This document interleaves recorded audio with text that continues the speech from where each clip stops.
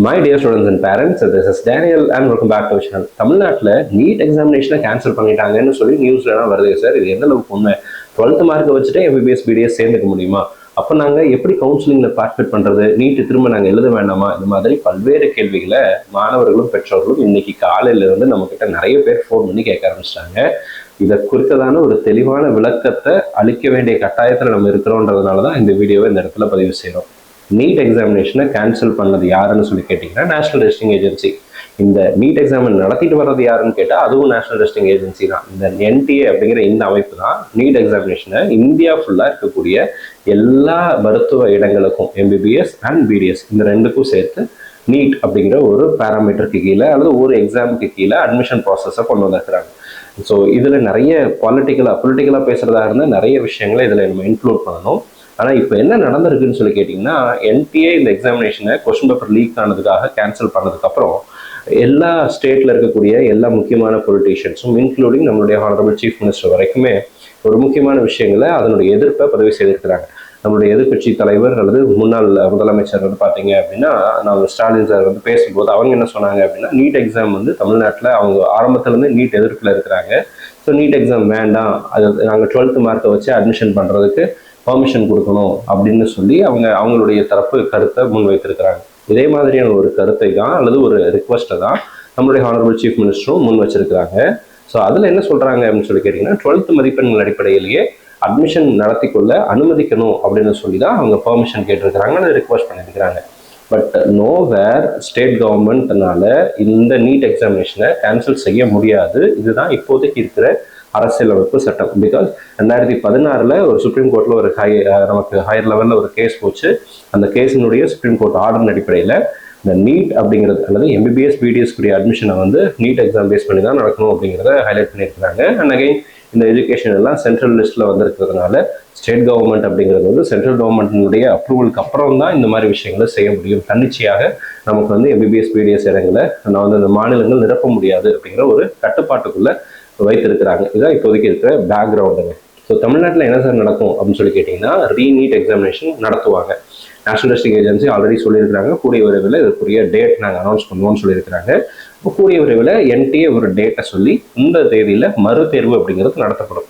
இந்த மறுதேர்வினுடைய அடிப்படையில் தான் எம்பிபிஎஸ் பிடிஎஸ்க்கு அட்மிஷன் அப்படிங்கிறது கொடுக்க போகிறாங்க. நீட் எக்ஸாமினேஷன் வர்றதுக்கு பல வருடங்களுக்கு முன்னதாக நீட் எக்ஸாமினேஷன் வர்றதுக்கு முன்னாடி எப்படி இருந்துச்சுன்னு சொல்லி கேட்டிங்கன்னா, 12th மார்க்ஸை பேஸ் பண்ணி அல்லது அதற்கும் முன்னாடி பார்த்தீங்கன்னா அதற்கு செப்பரேட்டாக தமிழ்நாட்டிலலாம் மெடிக்கலுக்கு தனியாக ஒரு என்ட்ரன்ஸே இருந்துச்சு. ஸோ இந்த மாதிரியான என்ட்ரன்ஸ் எக்ஸாமினேஷனை பேஸ் பண்ணி அந்தந்த ஸ்டேட்டில் உள்ள ப்ரைவேட் அண்ட் கவர்மெண்ட் மெடிக்கல் காலேஜஸ்க்கு சீட்டை கொடுத்துட்டு இருந்தாங்க. அந்த அட்மிஷன் அப்படிங்கிறது பண்ணிட்டு இருந்தாங்க. இதில் இருந்த ஒரு பெரிய குறைபாடு அல்லது ஒரு பெரிய விஷயம் அப்படிங்கிறது என்னவா இருந்துச்சு அப்படின்னா, ஒரே மதிப்பெண்கள் இருக்கக்கூடிய 10 பேர் வர்றாங்க அப்படின்னா அதில் யார் பணம் செலுத்த அதிகமாக தயாராக இருக்கிறாங்களோ அவங்களுக்கு சீட்டு போயிட்டு இருந்த ஒரு சூழ்நிலை அப்படிங்கிறது இருந்துச்சு. நீட் வந்ததுக்கப்புறம் இந்த சூழ்நிலை அப்படியே மாறிடுச்சா அப்படின்னு கேட்டால், இந்த டிரான்ஸ்பரண்ட் சிஸ்டம் கவுன்சிலிங் சிஸ்டம் டிரான்ஸ்பரண்ட்டாக மாறினதுக்கப்புறம் கவுன்சிலிங் ப்ராசஸ் மூலமாக ஒரு மாணவர் எம்பிபிஎஸ் பிடிஎஸ் சீட் எடுக்கணும் அப்படின்னா நீட்டினுடைய மதிப்பெண்கள் அதனுடைய ரேங்க் இந்த ரெண்டு விஷயத்தை பேஸ் பண்ணி மட்டும்தான் சீட் அட்மிஷன் அப்படிங்கிறது நடந்துட்டு வருது கவுன்சிலிங் மூலமாக.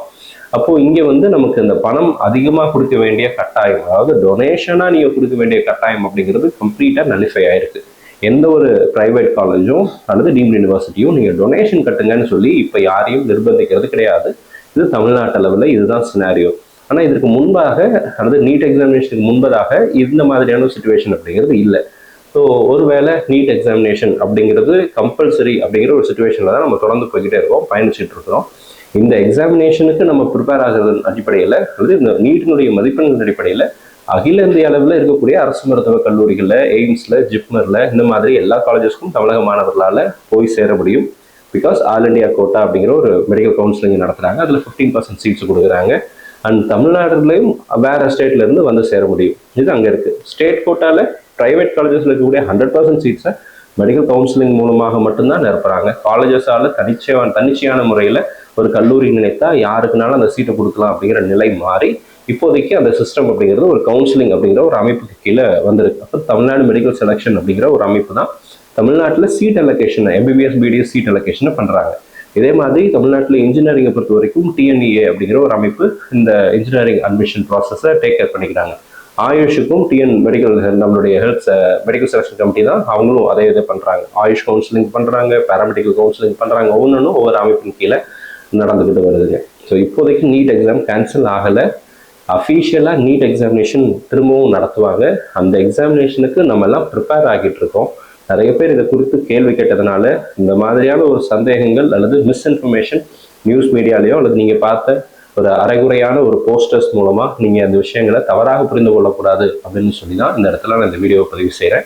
தமிழ்நாட்டில் மட்டும் நீட் எக்ஸாம் கேன்சல் பண்ணப்படலை. இந்திய அளவில் 22 லட்சம் பேர் எழுதியிருக்கிறாங்க. அத்தனை லட்சம் மாணவர்களுக்கும் நீட் தேர்வை கேன்சல் பண்ணியிருக்கிறாங்க. கேன்சல் பண்ணது நம்மளுடைய தமிழ்நாடு ஸ்டேட் கிடையாது, நம்மளுடைய சீஃப் மினிஸ்டர் கிடையாது. கேன்சல் பண்ணது நேஷனல் டெஸ்டிங் ஏஜென்சி. அவங்க கேன்சல் பண்ணிட்டு திரும்பவும் நடத்துவோம்னு சொல்லியிருக்கிறாங்க. பிகாஸ் கொஸ்டின் பேப்பர் லீக் ஆயிடுச்சு அப்படின்னு சொல்லி. ஸோ இந்த சிஸ்டம்ல இருக்கிற குறைபாடு சரி செய்யறதுக்கு என்னென்ன வழி இருக்கோ அதெல்லாம் கண்டிப்பா நம்ம பின்பற்றி ஆகணும். அப்போதான் இந்த மாதிரியான ஒரு நுழைவுத் தேர்வு மேல மாணவர்கள் பெற்றோர்களுக்கு ஒரு நம்பிக்கை தன்மை அப்படிங்கிறது ஏற்படும். ஒருவேளை அந்த நம்பிக்கைத்தன்மையை காப்பாற்ற முடியலன்னு சொன்னா நேஷனல் டெஸ்டிங் ஏஜென்சி அப்படிங்கிற அமைப்புக்கு பதிலாக வேற ஏதாவது ஒரு ட்ரஸ்டபிள் ஏஜென்சி கிட்ட அல்லது ஒரு ட்ரஸ்டபிள் அமைப்பு கிட்ட நம்ம இந்த எக்ஸாமினேஷன் ப்ராசஸை ஹேண்ட் ஓவர் பண்ணுறது அப்படிங்கிறது நல்லது. இந்திய அளவில் இன்னும் நிறைய அத்தாரிட்டிஸ் இருக்கிறாங்க. எஸ்பெஷலி யூபிஎஸ்சியினுடைய எக்ஸாமினேஷன் பேட்டர்ன் அப்படிங்கிறதுக்கு இல்லை அந்த அமைப்புக்கு இந்த எக்ஸாமினேஷனை கொடுக்கலாம் அல்லது கம்ப்யூட்டர் பேஸ்ட் டெஸ்ட்டாக இதை மாற்றலாம். கம்ப்யூட்டர் பேஸ்ட் டெஸ்ட்டில் குறைபாடுகளே இல்லையான்னு கேட்டால் அங்கேயும் சில குறைபாடுகள் அப்படிங்கிறது இருக்கலாம். இதெல்லாம் நிவர்த்தி செய்வதற்கு அனைத்து தரமான மாணவர்கள் பெற்றோருடைய கருத்துக்களையும் உள்வாங்கி அதில் எக்ஸாமினேஷனில் ரிஃபார்ம்ஸ் கொண்டு வர வேண்டியது கட்டாயம் நேஷனல் டெஸ்டிங் ஏஜென்சி அல்லது யூனியன் கவர்மெண்ட்டுக்கு இருக்கக்கூடிய மிகப்பெரிய ஒரு பொறுப்பாக இருக்கும்னு சொல்லி ஒரு கல்வியாளரை நான் பார்க்குறேன். இப்போதைக்கு நீங்கள் ப்ரிப்பேர் பண்ணுங்க, படிங்க. மார்க்ஸ் அப்படிங்கிறது ரொம்ப ரொம்ப முக்கியம். இந்த ரேங்க்ங்கிறது அதை விட ரொம்ப முக்கியம். ஸோ அதனால் தேவையில்லாத தவறான நியூஸை வதந்திகளை நம்பாதீங்க. இப்போதைக்கு எக்ஸாமினேஷன் கேன்சல் ஆகலை. ரீநீட் எக்ஸாமினேஷன் வைப்பதற்காக எக்ஸாமினேஷனை கேன்சல் பண்ணியிருக்காங்க. இனிமேல் நீட்டே கிடையாதுன்னு யாரும் சொல்லலை. ஸோ அதனால் அந்த மாதிரியான ஒரு நம்பிக்கையில் இருக்க வேண்டாம் அப்படிங்கிறது தான் இந்த வீடியோடைய ஒட்டுமொத்த சாராம்சம். இந்த வீடியோ உங்களுக்கு பிடிச்சிருக்கும்னு நினைக்கிறேன். ஸோ ஒரு கிளாரிட்டி உங்களுக்கு கிடைச்சிருக்கும்னு நினைக்கிறேன்.